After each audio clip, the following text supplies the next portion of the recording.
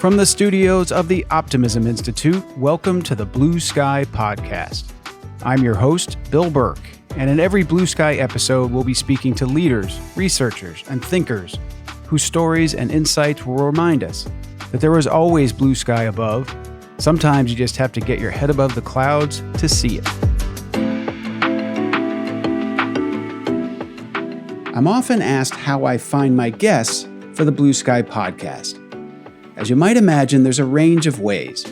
Some are friends, others are recommended to me, still others write books that strike my interest, you name it. But my guest today came to me in a particularly unusual way and with a family surprise. Early on, as the social media following for the Optimism Institute was growing, I noticed someone consistently liking our posts. I didn't recognize her name, and I have to be honest, in those early days, a disproportionate number of our followers were people I knew. So I decided to do some research on this person named Christina Menkemeller. A Google search quickly took me to a website for an organization that Christina started called Being Positioned. And I was blown away by the work she was doing and thought, I have to get this person on Blue Sky. When I shared her site with my sister, she said, "You know she's Chloe's daughter, right?" Chloe is our cousin. And the answer was no, I had no idea. At first I thought, well, that explains the Instagram follow. But my second thought was, now I really have to interview her. You'll get plenty of biographical information on this remarkable person in this interview. So without further ado, let's get right to it. I hope you enjoy this Blue Sky conversation with Christina Menkemeller as much as I did. Christina Menkemeller, welcome to the Blue Sky Podcast. Thank you so much. It's great to be here. It is great to have you on. You are making Blue Sky history, my first relative, and I had to look it up because these things always confuse me. My first cousin once removed is on the Blue Sky Podcast. I was thinking second cousin. It's second cousin. Don't get me started. I looked this up. So your mom is my first cousin, which makes you my first cousin once removed, one generation removed. That's how the internet explained it to me. The removal sounds so negative, but okay, I guess I can. Yeah, we'll double check. We'll double check in the end. But I'm so glad to have you on. You're a remarkable person, and I'd like to sort of get right into your own personal story. You're getting ready to get married several years ago. All systems are go, and then you start having symptoms. Can you sort of take it from there and let us know what your story was like from there? Yeah, so not only was I getting married, I was finishing my master's degree in social work to become a therapist, and I was preparing to move from Texas to Florida, all within 3 months. I didn't really have any warning signs that anything was wrong in my body, but one day I was crossing the street and I just completely lost almost all my hearing in my left ear out of nowhere, and I thought, well, that's really weird. What's happening? Probably about a half hour later, I started having really severe vertigo. And again, it was just like, am I stressed? I was taking a midterm at the time. Yeah. Or what's going on? And stressful time. Yeah, right. You just sort of reason it away as stress. And so I got misdiagnosed a couple of times. I actually had my first wedding dress fitting 3 days after this episode occurred. And I was kind of falling off the platform, like not able to stand very straight. And my mother-in-law was like, something is wrong. We really need to get you checked out. But no one knew what was going on. And they kind of just, assumed it was these other things that were a little bit more, mild and, it's going to get better. Your hearing will come back. And eventually nothing was improving. Things were actually getting worse. And so I finally went to a specialist doctor, and he found out that I have 2 benign brain tumors that are growing on my hearing, balance, and facial nerve. And that's what caused me to lose all my hearing so quickly. But I also am, if the doctors are correct, I would be most likely fully deaf by the age of 40. So I have pretty severe loss actually in both ears, and I might have for a while. We just weren't aware of it. You just sort of think it's allergies, like maybe your ears or that. But it's a genetic condition. So it's called neurofibromatosis type 2. And I was 23 at the time that it started, but I would have had these tumors for years and they just remained dormant. So you're fine. You have no idea one day a switch just turns on. And they don't know why it happens that way, but it rocked our world in every way, shape, or form. So days later, so it was the diagnosis after the wedding? No. So all of this happened. It was right before. Yeah. So my symptoms. Right before. My symptoms actually started on Leap Day, which is ironically Rare Disease Day and the rarest day in existence. And so I will never forget that day. So Leap Day to almost exactly a month later, March 30th, I was officially diagnosed with this condition. So I'm really fortunate. It actually on average takes people up to like 8 years to get diagnosed with a rare condition. So 1 month is a miracle, but it felt very long for us. And then what was your wedding day? Our wedding day was June 18th, and I graduated from grad school in May. So it was like March. Incredible.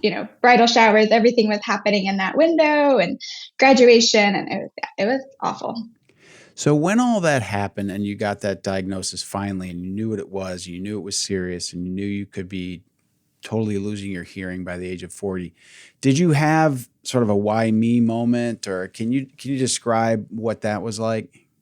Oh yeah, absolutely. I remember sitting there with the doctor actually, and even he was in disbelief. He didn't think that I had this really rare condition. He thought it was something else too. And I just said, like, how am I supposed to do my life like this? Like I'm supposed to be a therapist. My husband's not going to want to marry me anymore. And it was just this horrible reality of everything I had hoped for and dreamed for was stolen the second the doctor delivered the news. And it was a really, really, absolutely. Why me? Why now? And why me? It was a very cruel season for sure. And Cardin, your husband, how about him? How did he handle that? Yeah, so we were living in different states at the time. He was working at Disney, and so he was in Florida, and I was in Texas for 2 years while I was in grad school. And his mom was actually the one who was with me when I got diagnosed because she lived like 45 minutes from me. And at that point, she's like, something's wrong. I'm coming with you, to all these appointments as we figured it out. And we walked out of the clinic, and I was just so silent and shock. And my mother-in-law, we were about to get on the elevator, and she puts her arm around me and she said, "This will not change his love for you."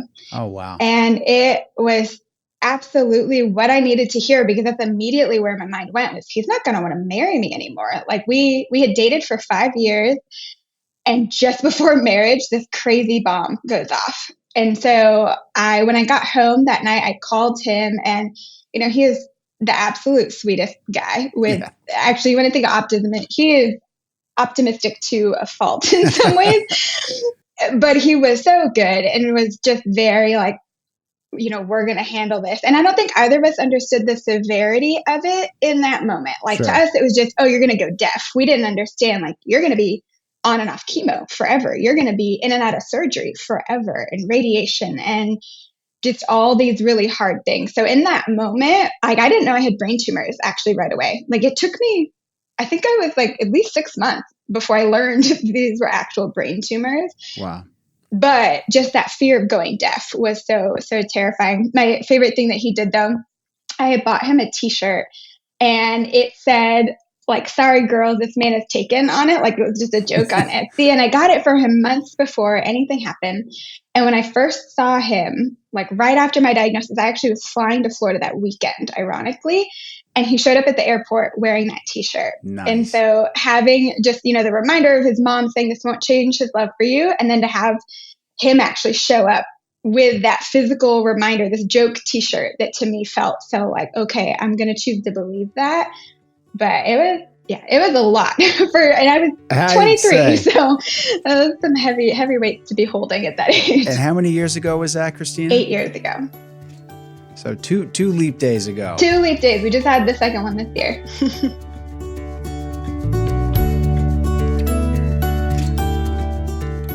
When you hear Christina's story, it's hard to imagine the range of emotions and stresses she and her fiancé Cardin had to be feeling when she developed symptoms and received her tough diagnosis. And what a lovely story to hear about Cardin's mom saying, "This is not going to change his love for you," followed by his showing up at the airport in his "This Guy's Taken" t-shirt. As they say, he was putting on a clinic for how to be there when a loved one is struggling. This show of support helped Christina get through the tough why me phase of all of this and on to a more positive path. Getting back to our conversation, we'll hear about the next phase in their journey and their decision to drop everything and go on a long trip. Somewhere in here, you two decide to really turn things upside down, quit your jobs, and take a trip. Whose idea was that? How'd you come about it? And let's talk about that next phase. Yeah, so Cardin gets all the credit on that one. Also, we were drinking margaritas on a beach, and he said, "What do you think?" Actually, let me rewind a little. My doctor had said that we needed to take a break from treatment, and I was really afraid to do that. But especially I had an episode where I lost all my hearing in my good ear from an airplane flight, and it came back, and we don't know what caused it, but I was basically deaf for like 3 days. And so that happened. And then my doctor's saying, like, I think we need to take a break from treatment though. It's, it's a lot for your body. And so we sort of had these two elements brewing of like the reality of this impending deafness was, we felt it finally. We thought, okay, like this really could happen. And then my doctor saying you're going to get a break. There was sort of this, future that we hadn't really been thinking about that could happen. So I think that was what started it. And then the margaritas on the beach kind of really were where the idea flourished. But my husband said, what do you think about us, just quitting our jobs and traveling the world? And at that point I got hired by my neuro-oncologist as a social worker, which was an absolute miracle. And completely at the end of my first appointment, he was like, you want to work for me? And I thought, yes, like who else is going to want to hire me? Wow. But that meant my whole life with brain tumors and people dying and just really heavy stuff. And meanwhile, Cardin's working at Disney World, riding roller coasters on his lunch break. And I'm like, this doesn't feel balanced to me. And so he knew I was in a place with my job where I thought, I don't think I can do this long term. Like this doesn't feel healthy for much longer. Yeah. And my career plan as a therapist, obviously losing all your hearing complicates that. I didn't really want to learn to do it in sign language. Like nothing was feeling good about it. And so he said, what if we just take this opportunity, quit our jobs? At first it was, let's move to Europe for 6 months and just travel and do that. And a few margaritas in, I thought, all right, this sounds really reasonable. We're like looking up apartments in London and thinking like, this is a great plan. Then, of course, we got home from the beach and we're like, never mind. This is a bad idea. Yeah, right. But then within 1 week, we had 3 people die from extremely traumatic things. One got hit by a train. One died in a plane crash. And another like a horrific car accident, all in 1 week. And Cardin had just gone to a retirement seminar where everybody was very like, oh, I saved all my money to travel now, but now I'm not healthy. My spouse died, like all these really. And so it was just this really hyper focus, like, whoa, nothing's promised. Right. And we're both very like by the book. We don't stray from plans where we didn't before. Yeah. Now we're all over the place. Yeah, right. But I think having that and then having my own health just really sort of created this perfect recipe of courage for us that we aren't going to waste any more time. So when my doctor decided to officially give me a break from treatment, we quit our jobs and we traveled the world for a year. And at that point, Christina, was the treatment chemotherapy, radiology, basically traditional, what we would consider traditional cancer treatment? Yeah. So it's chemo. It's actually a biochemotherapy. It's a little bit different. So I don't lose my hair. It's not, quite as intense, but it's a, infusion drug, and I use only on cancer patients otherwise.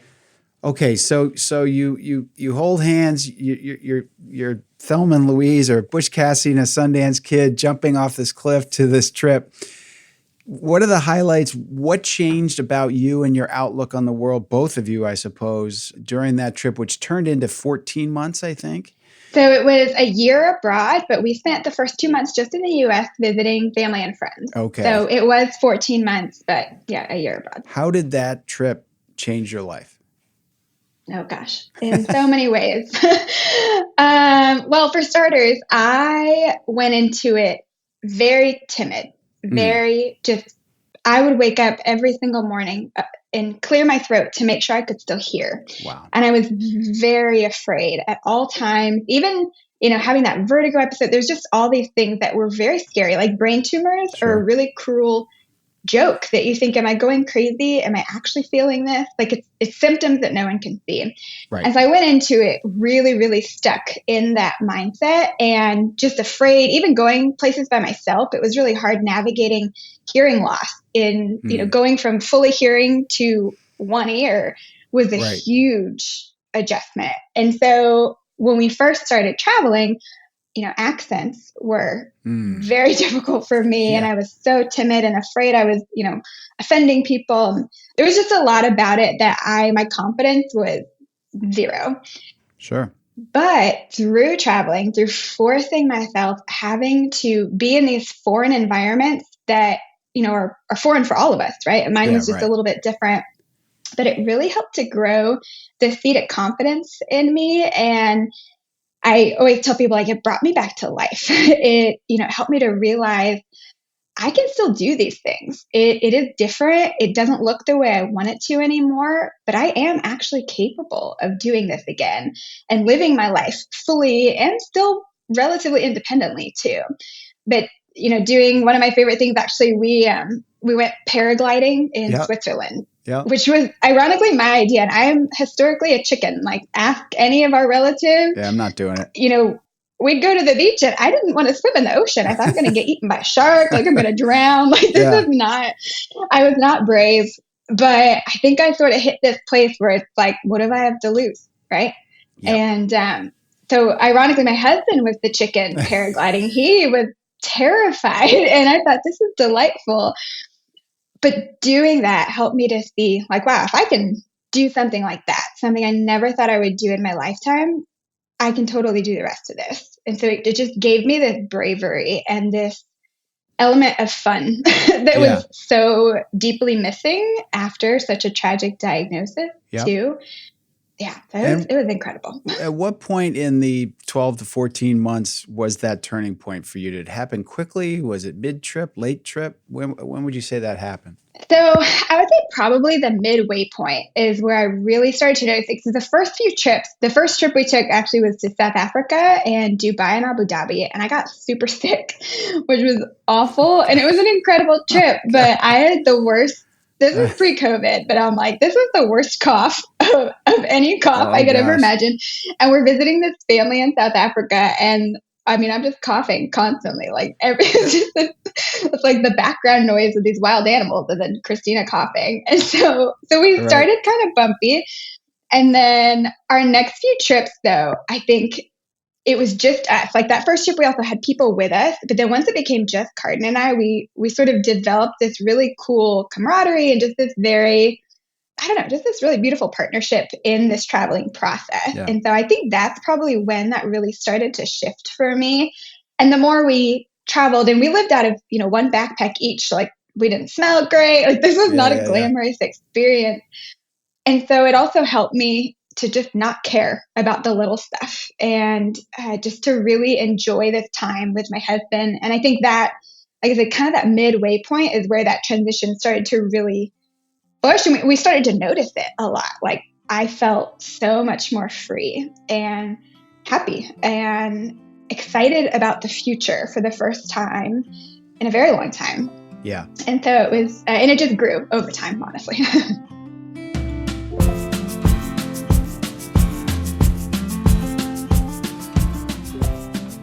It's amazing that in the midst of all that was going on for Christina and Cardin, that within the span of 1 week, they would lose 3 people close to them in dramatic, tragic circumstances.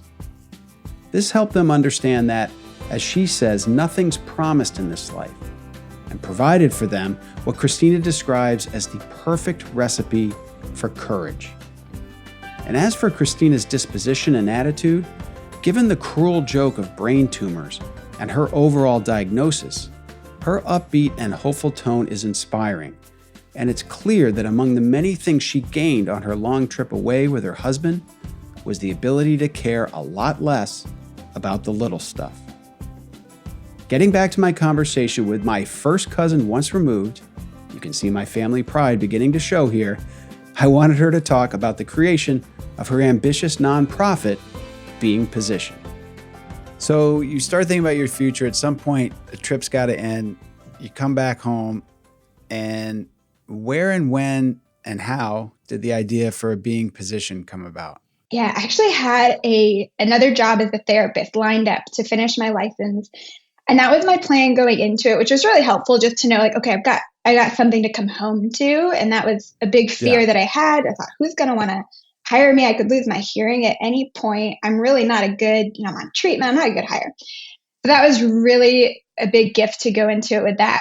But probably again, kind of that halfway point. Actually, whenever we were in Switzerland. I don't know when that was. Switzerland was big for me because we went paragliding. And then, a day or two later, I had a friend reach out from the Philippines that she had my condition or has my condition. And she said, I love watching what you're doing, but I've, lost most of my hearing. I don't think I can travel anymore. And she also loved to travel, but she just felt very afraid to go out in the world that wasn't familiar and be in an environment that you don't know how to navigate and not be able to hear, right? You really rely on your hearing a lot. Sure. And I read her message and I thought, I get that so much, but I also think it's not true. And I think that seeing that, yes, it's going to be different. It's going to be way more uncomfortable in the beginning, but you can actually still do these things. You just might, need a little support or some parameters to help you do it.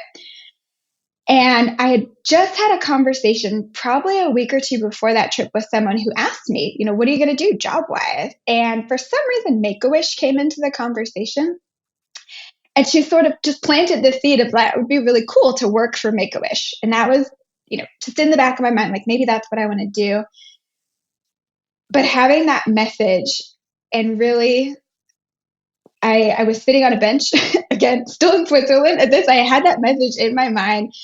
And I don't know where Cardin was, but I was guarding our backpacks, like not a cool moment in my life. We were babysitting our backpacks on a bench. And I just thought, I think I need to do this myself. Instead of, joining Make-A-Wish, I think I need to create something for people like me, especially knowing they're really, Make-A-Wish adults don't qualify, right? And I'd gone my whole life living one version of reality. And then in seconds, I'm stuck in a new one that I can't get out of. Yep. And I'm not alone in that. There's 7,000 different rare diseases, and 80% of them are genetic, which means that's a really large, like each condition's rare, but it's not rare to have a rare condition. Yes. And so that means there's a lot of people out there that are facing this slow, progressive loss of your existence, right? You lose, it's not just your hearing. I have friends losing their vision, their mobility, their ability to swallow, to eat food, like all these things are getting taken from you. So I think it was just really a moment where that bravery, that newfound bravery that I did not have going into this, I was just at the perfect moment in time to think, you know what, like maybe this would work. And it just somehow worked. I still am shocked that it has, but that was really where it came from. And I'm familiar with this, but tell us the idea, the name Being Positioned. What does it mean? Where does it come from? So I was, a month or two probably after moving to Florida, and the excitement of our wedding and our honeymoon and all that had really settled.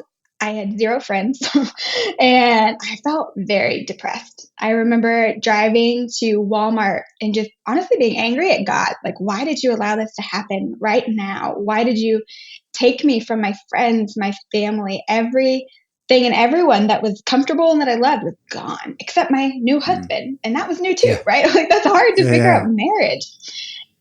But one particular day, I was driving to Walmart and I had the Christian radio station on, and a woman came on and she said, if your life is falling apart or you're feeling stuck, that means you're being positioned for something greater.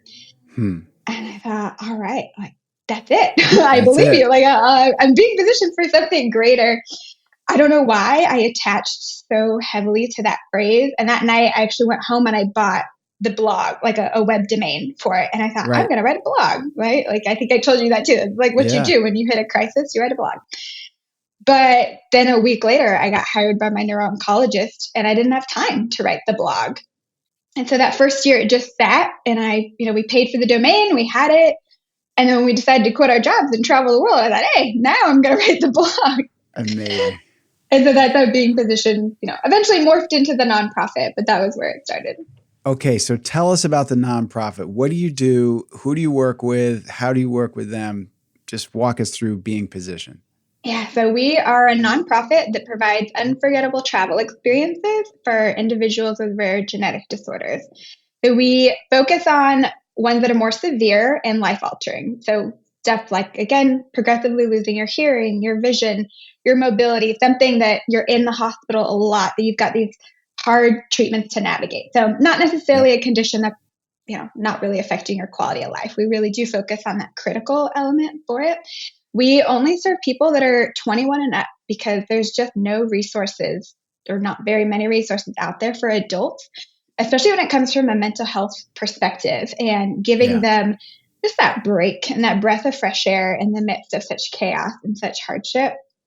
We started with covering only a couple of conditions just as we learned, but now we do cover all critical rare genetic disorders. That's a recent thing that we hit the growth point where we can open it to all. That we're confident in that. Yeah. So someone has one of these rare disorders, diseases, they reach out to Being Positioned, and what do you provide for them? Yeah, so they go through an application process. They have to obviously qualify. We have a selection committee that does vet everybody. We do background checks, all that kind of stuff for them. And then we provide a completely one-of-a-kind travel experience that they get to choose. So anywhere in the US, they get to pick the destination. They get to decide essentially anything that they want on their itinerary. We had a journey planning meeting yesterday, and they're going to Miami, and one of the things they want to do is rent a fancy car for a day and drive up and down the coast. And we said, sure, let's do that. Like, if it's in the budget, we're going to make it happen. So it's cool to be able to, every experience has been completely different. And it's cool to be able to really honor, what do you dream about? What are the things that you thought you would never get to do? Just like for me, paragliding, or, we had someone who is fully deaf, legally blind, and has severe mobility issues. And she wanted to ride a horse and go ziplining. And every company told us no. And so we found one that said, let's just try it and see if it works. And it was incredible. She rocked that whole process, did so good. And it changed her life. She came home a completely different person. She had this confidence that she never ever thought she would have again at the age of 55, being so isolated for years. She started to go places alone. She did things that she hadn't in years. And it was just that reminder of like, wow, I could do these things that I had long thought I would never get to do. And so we provide an opportunity for them to dream again, and to encourage that when they get home, to start looking at their lives of what are some things that I can do once I'm home that still foster that empowerment and that excitement and that joy that I'd forgotten about. So is it fair to say that you have essentially created for others what you experienced when you and Cardin went on that trip? Yeah, absolutely. Obviously a much smaller version. Sure. We can't send everyone abroad for a year. Right. But yeah, definitely a snapshot of it for sure. And maybe one of the differences is you went on that trip, it seems, you just had to do something. You had to get out. You didn't necessarily go to change your outlook, maybe a little bit. These are folks reaching out to you who feel maybe that they need that. And so in a shorter period of time, more targeted trip, and to be able to ask you, make this wish list. Ziplining would not be on mine either, or paragliding, any of those. But they can come up with this wish list, and you can have this really impactful trip. How long are people usually going? Give us a sense for what, is this a week? Is it 5 days? Is it 2 weeks? How do you think about that? And because there's probably some people listening who either themselves or someone they know might be very interested in this. Yeah, so on average, they're 5 to 7 days. We've actually had all of them be 7 days so far. The reason we allow for that 5 days is if they do want, if it, airfare costs are higher, we have a trip budget for everyone that we stick pretty closely to. So we allow a little bit of flexibility, but I think we may have had one that was 6 days, but 7 days is typically the length of time we give for it. Amazing. And is Cardin doing this work with you? Is he supporting you? What's Cardin's role in all this? He is the emotional support, I would say, for all of this. Yep. He was on our board. He did get kicked off recently because now we've hit the stage where it's not just friends and family filling our board, Nice. which is great. Good. But yeah, no, he was very instrumental in me starting it and just giving me the courage to start it too. I think that safety that we had developed during our travel and just the reliance on one another. But he is an app developer, so he's not really Right. This isn't, travel planning is not necessarily what he would want to do for his Yep. career path. Well, But yeah, the emotional he's a support, big I imagine, is very important. And speaking of the emotional part, how has creating this and seeing these trips and meeting these people, how has that impacted you and changed your life? in a lot of ways. I think for me, I really gave up my whole plan. Right. And there's many days still I'm like, gosh, life would be a lot easier if I was that little therapist in a quiet office and not having to put myself out there so much or do so many hard, uncomfortable things. But I've had a lot of really hard medical things these last 4 years in particular. And having such incredible evidence of, this is horrible going through this, but it's not wasted. And I have so many people that I can look to and say, like, if I didn't have this condition, their lives wouldn't have been changed because of it.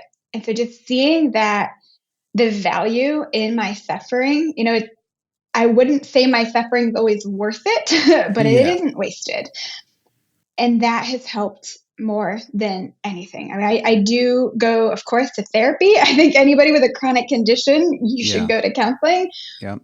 But it's really, really helpful to have a reason or give myself a reason, like why I have to go through this hard thing.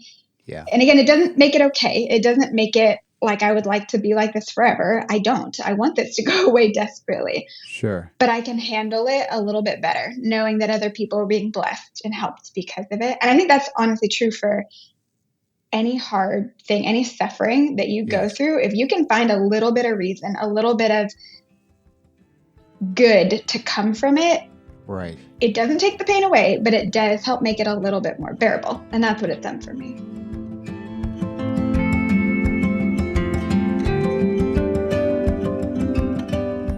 There's so much going on here in this segment.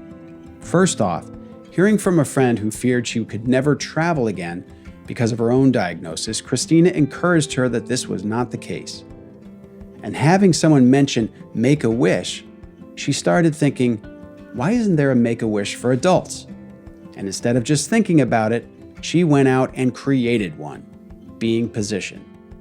Now, brace yourself, as you may have what I'm about to say on your blue sky bingo card. So here goes. Not every optimist is an entrepreneur, but every entrepreneur is an optimist. And Christina, taking this from idea to reality, is a perfect example of someone with this mindset jumping in the deep end to start something new. And if, as Christina describes, seeing the value in my suffering isn't a perfect manifestation of an optimistic mindset, I don't know what is.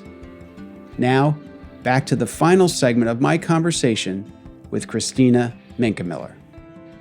You mentioned, are there, if I may ask, are there new conditions you're dealing with, or it's just the treatments are so rough? You mentioned the last 4 years. So while your outlook may be strengthened by this work, your physical troubles haven't gone away in the slightest. Yeah, so my tumors have really doubled since my diagnosis, and I'm really unfortunate that my larger tumor is in my only hearing ear, which means if we operate, I would wake up fully deaf. So there's not a direct correlation between tumor size and hearing loss, but on average, most people, the larger tumor is not going to be a good hearing ear because you'd think it would damage the hearing nerve. Which means I am just on this never-ending conveyor belt that every 3 months for the last 8 years, I've had a hearing test, a brain MRI, and we travel to Boston to see a special neuro-oncologist.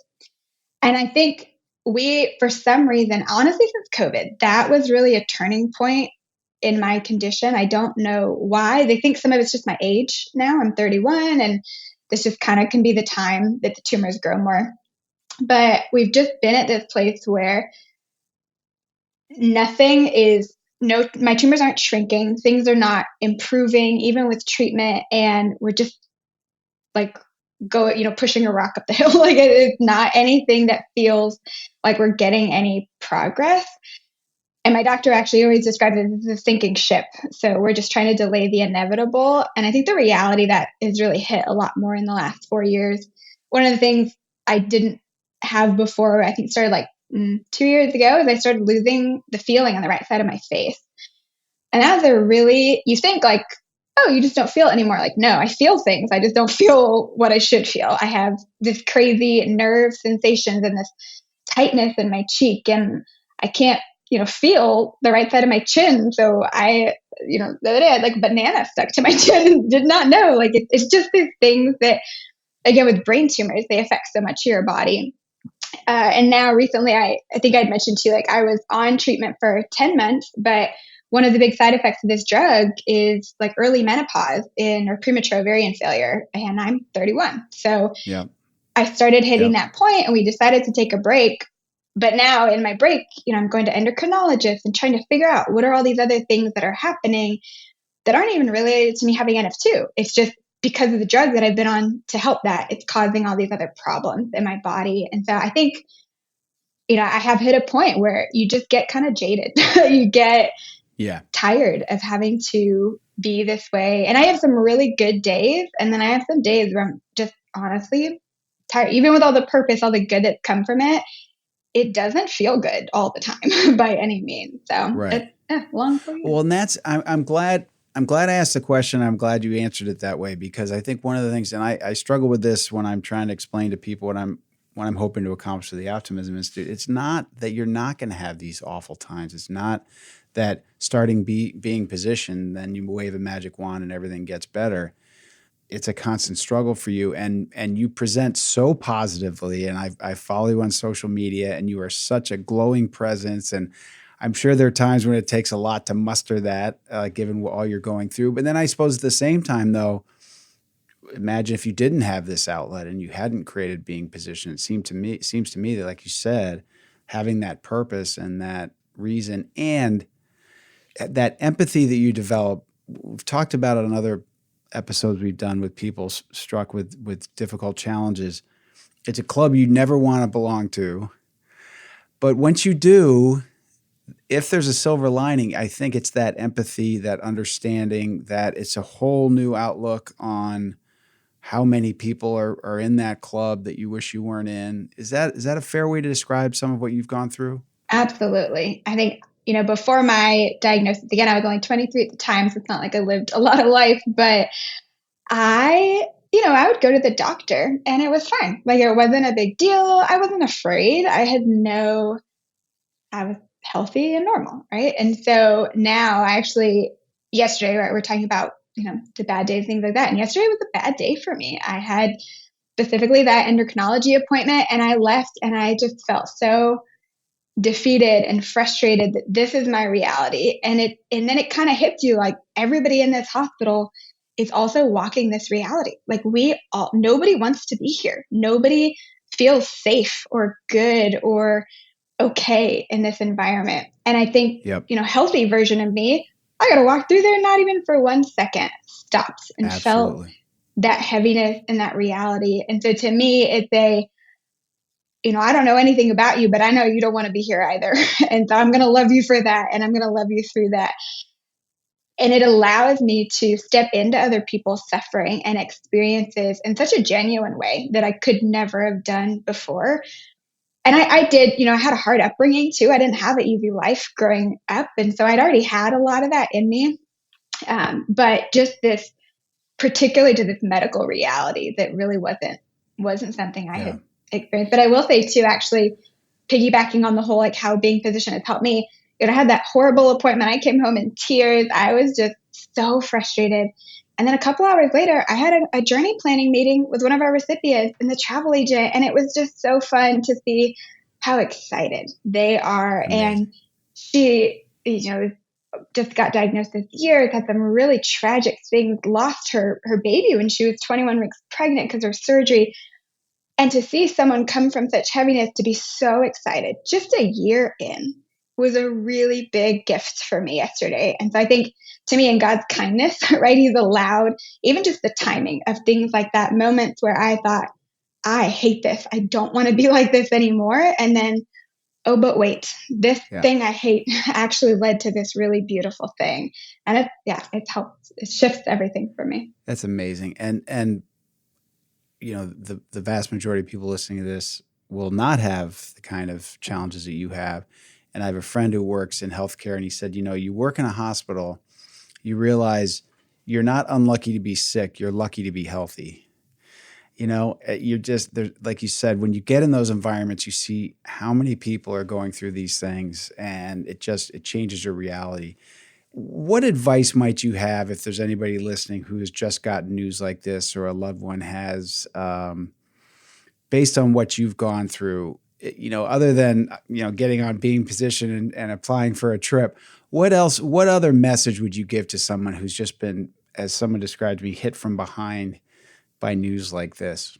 Yeah, well, I'll give the advice that I was given actually when I was diagnosed. I'm a Christian. I've mentioned God a few times. And when those first few weeks, like I said, I was, had my bridal shower, all these things that should have been great, but instead were just depressing and hard.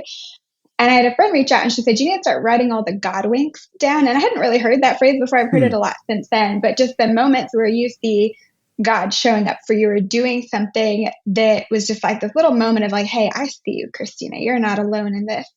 And so I would also say, if you're not a Christian, gratitude, like that's what that is, right? It's being grateful for the moments that are good in the middle of the really hard. And I have a list that I wrote out, and I did it actually one day in particular. I just was feeling really, really awful. And that was when she texted me that.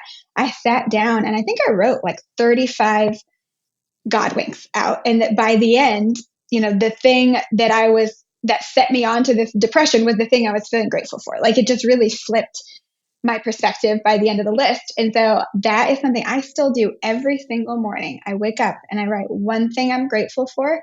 Sometimes it's, a cup of coffee. And sometimes I'll write like a long paragraph about a really cool thing that just happened. And other days I write, I'm not feeling that grateful today, but the sun is out and that's cool. and I think it's just that habit of I will choose to be grateful anyway. And for me, that's sort of this like rebellion against my reality that this is hard, but I am going to fight against that because we actually have to actively choose to not fall into the hole that you're being forced into. You have to climb out. And it's only you who can do it. Nobody else is going to be able to fully pull you out. They can help, right? That friend told me to write down that gratitude, but it truly is up to you to decide to not let this be it for you.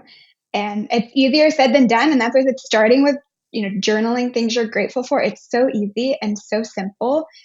And sometimes you might need to start with like 5 a day, right? Like give yourself a little more extra homework because maybe that's not something you're doing as easily. You're not able to have that outlook. But I love, especially with what you're doing, having those eyes to notice the good among the really hard. And that will do more that beyond obviously my faith, like nothing has helped me through this more than gratitude, hands down.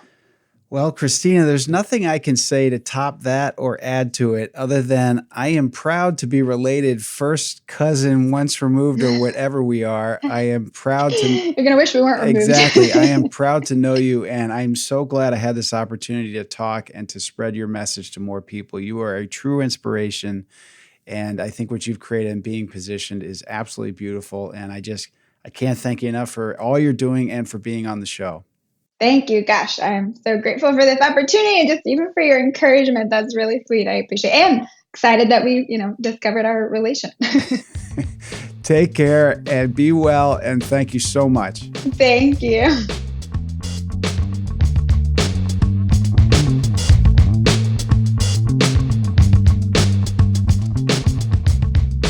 Hearing in Christina's voice her upbeat attitude, it's hard to believe that she'd had a bad day the day before our conversation.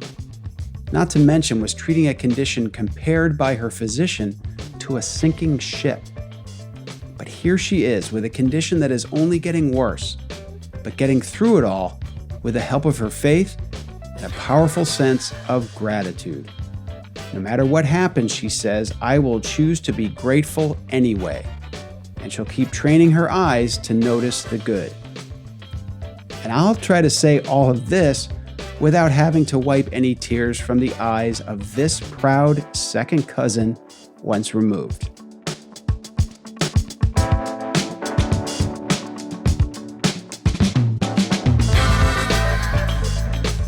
I hope you enjoyed this blue sky conversation with Christina Menkemeller.